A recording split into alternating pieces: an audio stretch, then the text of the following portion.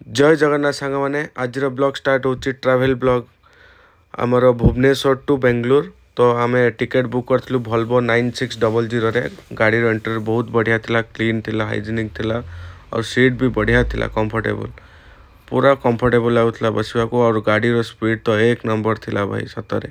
तापर से माने किछि बॉक्स स्नैक्स देइथिले जोटा कि आमर थिला बिस्किट थिला, गोटे केक थिला आउ गोटे आमर नमकीन थिला। तापर आमे फर्स्ट स्टॉपेज रखिथिलु टॉयलेट रे आउ तापर आमे रहिथिलु लंच रे भाई जो खाइबा शुद्ध बेकार खाइबा थिला भाई सतरे। मु फैमिली टीम को कहूँ जे एटा चेंज करो, ये एटा माने चिकन दम बिरयानी ऑर्डर थिला बट देइचनी fry piece chicken biryani, taste बहुत खराब थिला। तापर आमे डिनर पई रहिथिलु, डिनर रे थिला रोटी आउ मशरूम करी मु ऑर्डर करथिली। तार टोटल पड़ीथिला मते 340 समथिंग पड़ीथिला, किंतु रोटी तो जहाँ हम चलो बट मशरूम करी टोटल बेकार थिला। खाली से टेस्टिंग पाउडर पकई टेस्ट दौरान आ कि भी नुह। तादेह गोटे प्लास्टिक बाहर बट आम जेहेतु बस रे आसु तो कंप्लेन करी किसी भी लाभ ना।